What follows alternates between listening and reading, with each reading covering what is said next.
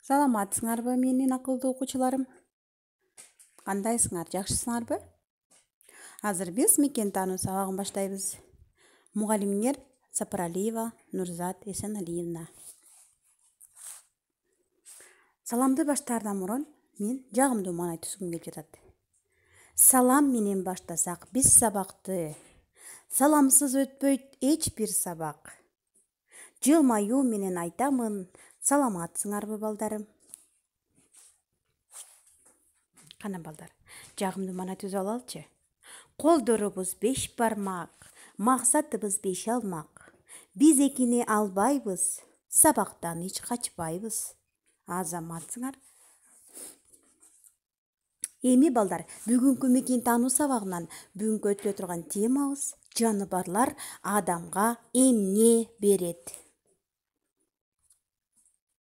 Сабагыбыздын максаты окуучулар жаныбарлар адамга эмне берери жөнүндө маалымат алышат.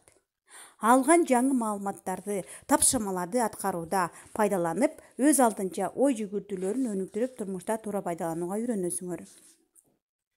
Силер балдар жаныбарларды коргоого жана аларды сүйүүгө тарбияланасыңар. Балдар, азыр биз баардыгыбыз даярбызбы сабакка?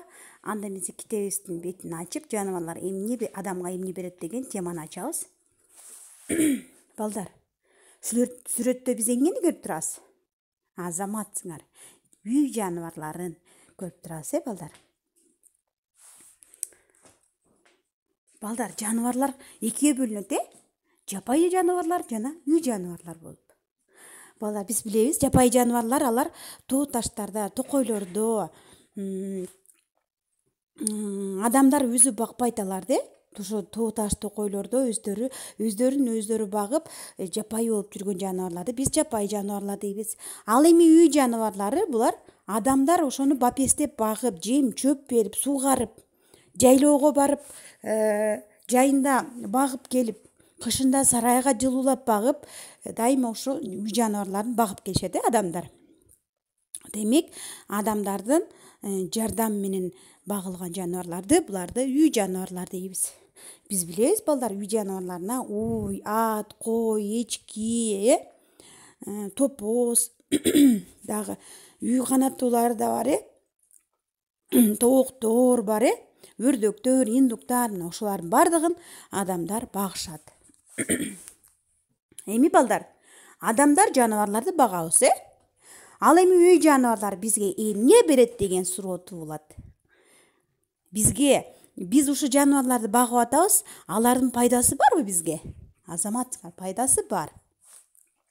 Жаныбарлар бизге эмне берерин табабыз. Азаматсыңар, мынакей. Демек, уйду багабыз, уй бизге сүт берет, сүттөн айран кылабыз, май, каймак жасайбыз, каймактан май жасап, көптөгөн нерселерди алабыз, сыр жасалат. Ал эми тоокту баксак, жумурткаларды жейбиз, этин жейбиз. Койлорду бакканда эттерин жейбиз, териси дагы абдан пайдалуу, жүнү дагы абдан пайдалуу жаныбарлардын. Керек болсо, бал арыларын дагы адамдар багып келишет. Алардан биз эмне алабыз? Бал, таттуу бал алабыз, Бизге бал абдан пайдалуу, билебиз. Ден соолугубузга абдан пайдалуу балды көбүрөөк жегиле, балдар. Мынакей, мына ушулардын баарын адамдар багып, мээнет кылгандан кийин бизге ушул жаныбарлар бизге сонун нерселерди берет экен. Балдар, силерге мен кызыктуу бир маалымат жөнүндө айтып кетким келип жатат. Кана баардыгыбыз кулагыбызды түрүп, жакын отурабыз. Үй жаныбарлары кантип пайда болгон дейт. Силерге кызыктуу болуп атабы? Анда эмесе мен айтып берейин. Илгери шаарлар, үйлөр, китептер, машиналар пайда боло электе адамдар үңкүрдө жашаган. Анан алар чоң жырткычтардан аябай коркушкан экен. Адамдар жегенге тамак табыша албай ачка болушкан. Бир күнү бир акылдуу киши үңкүрдүн айланасында жүргөн карышкырларга тамак берип бага баштайт. Жүргөн карышкырларга тамак берип бага баштайт дагы, кийин карышкырлар дагы мээримдүү болуп, алардын балдары кишилерге жакын болуп баштаган экен. Ошондон улам алар адамга жакын жашап, үй жаныбарларына айланып калышкан. Мына ушинтип иттер пайда болгон экен. Иттер адамга тамак аштап, үй кайтарып кызмат кыла баштайт. Адамдар менен жаныбарлардын достошуусу күндөн күнгө өсүп баштайт. Азыр адамдар да жардамчылары жок, жашай алышпай калган, балдар. Кызыктуу бекен? Бул уламыш силерге кийинки заманда болгон окуя, уламыш деп мен силерге айткым келип жатат. Кызыктуу бекен? Мынакей, ошентип иттер пайда болуп калган экен. Үй жаныбарлары адамга кандай пайда берет? Кана табабыз. Тамак аш береби, жумуш береби, материал береби же сүйлөшүү эмелерин береби? Кана кайсынысы туура? Силер мага туура жообун жазып коесуңар, балдар. Жаныбарлардын териси жана жүнү чийки заттарга кирет, балдар. Мисалы үчүн койдун териси дагы абдан пайдалуу. Ал койдун терисинен эмне кылабыз биз? Аларды койдун терисин тазалап заводко алып барганда ал жерден өзүнчө иштетип, ал жерден жанагы кожаный деп коебуз, булгардан тигилген өтүктөр, ошо териден тигилген дубленкалар, бир сонун нерселер пайда болот. Ал эми жүнүнөн болсо, балдар, ошо көптөгөн кыргыздарга килемдер, кыргыздар көбүнчө пайдаланат, кийиздер жасалат, балдар, жүндөр. Ак койдун жүнүнөн болсо көптөгөн килемдер, сонун нерселер жасалат экен. Бизге булардын терилери дагы, жүндөрү дагы абдан пайдалуу экен. Демек, балдар, жаныбарлардын териси эмне экен бизге? Жүнү дагы, териси дагы чийки заттарга кирет экен. Эми, балдар, кой жөнүндө маалымат бергим келип жатат. Кой бул кой чарбачылыгы Кыргызстандын мал чарбачылыгынын негизги багыты болуп саналат экен, балдар. 7 областта тең кой багышат, балдар. Бүт жакта кой багылат. Кой майда жандык болуп эсептелинет. Уяң жүндүү тукумундагы койлор абдан баалуу. Анын жүнүнөн кездемелер жана килемдер токулат. Карагылачы, балдар. Койдун эти дагы, жүнү дагы, териси дагы абдан пайдалуу экен, азаматсыңар. Эми, балдар, уй жөнүндө. Чүй жана талас өрөөндөрүндө бодо мал өстүрүлөт. Алар уйлар жана букалар. Бодо мал деп биз эмнени айтат экенбиз? Уйларды, букаларды айтат экенбиз. Нарын өрөөнүнүн шарты букаларды өстүрүүгө абдан ылайыктуу экен, балдар. Республиканын бардык бийик тоолуу райондорунда топоз багылат экен. Балдар, топозду көбүнчө тоолордо багышат, көбүнчө Нарын, Ысык көл областтарында топоз көп өстүрүлөт. Топоз дагы ошо уйларга окшош. Азыр топоз жөнүндө маалымат алабыз. Мынакей силерге топоз көрдүңөрбү, балдар? Топоз абдан баалуу жаныбар экен. Алар жүн берет экен, эт, териси дагы абдан пайдалуу экен жана сүт берет экен. Сүтү уйдукунан 2 эсе майлуу жана пайдалуу болот экен, балдар. Кызыктуу бекен? Азаматсыңар. Эми, балдар, биз ат, эшектер жөнүндө, өгүздөр жөнүндө. Көчмөн кыргыздар атты, өгүздү, эшекти унаа катары көчүп конууга пайдаланып келишкен экен. Илгерки заманда, балдар, азыркыдай баягы машина же болбосо самолет дегендер болгон эмес, балдар. Мынакей илгерки заманда абдан көп нерселер болбогондуктан ошо атты, эшекти унаа катары колдонушуп, көптөгөн жумуштарын бүтүрүшүп, өгүздөр менен жерлерди айдап, трактор болбогондуктан аттар менен көптөгөн жерлерге өздөрүнүн жумуштарын бүтүрүп, бир айылдан бир айылга барып келишкен, жайлоолорго көчүп жүрүшкөн. Эшек дагы абдан күчтүү көптөгөн жумуштарды аткарат, айылда талаа иштерине абдан жардам беришет.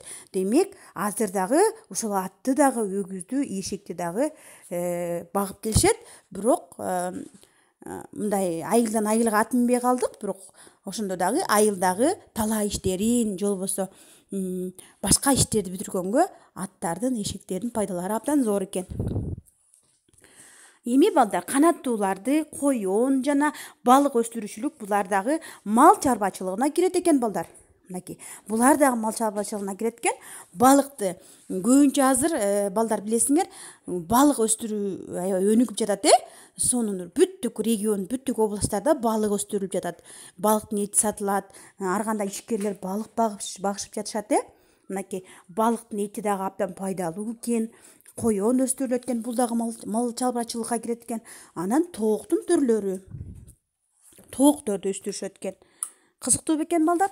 Демек балыктын эти бизге абдан пайдалуу, коёндун эти териси дагы пайдалуу, тооктун эти дагы, анан жумурткалары бизге абдан пайдалуу балдар. Биз жумуртканы жакшы көрөбүзбү?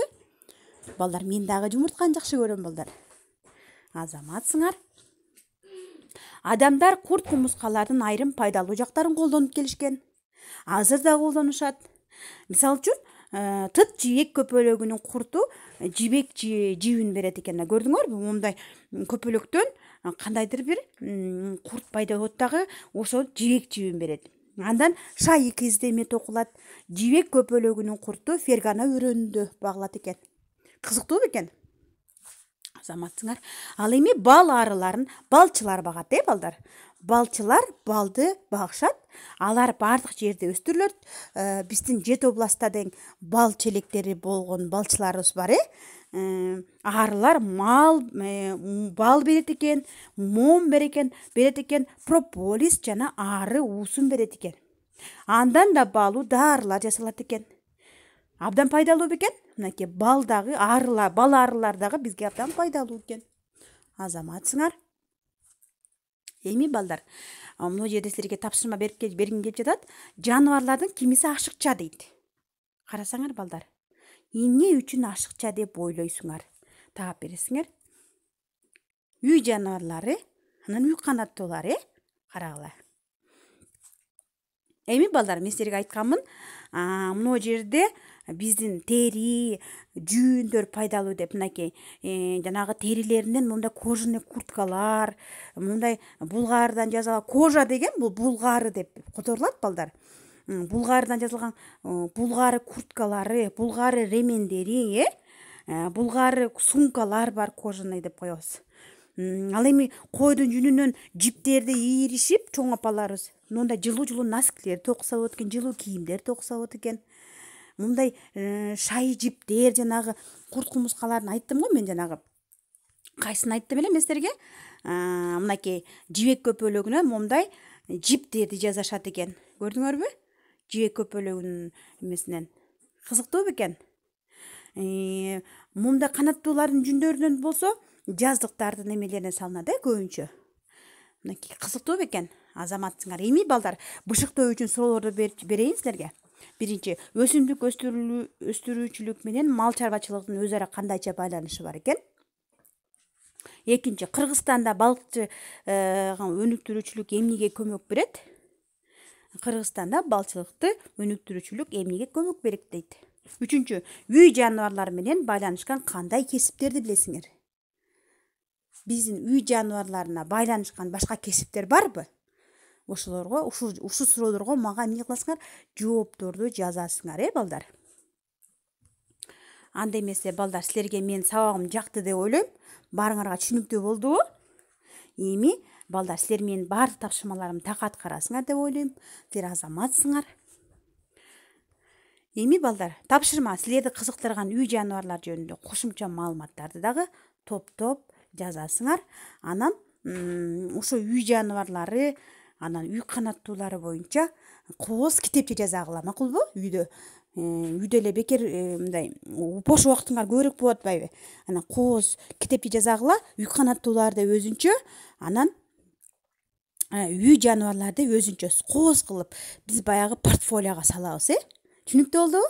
Анан китептин ушул үй жаныбарлары бизге адамга эмне берет деген теманы окуп, түшүнүгүңөрдү суроолорго жоопторду жазып дептерибизге иштеп, эмки жумага чейин тапшырмаларды кабыл алам.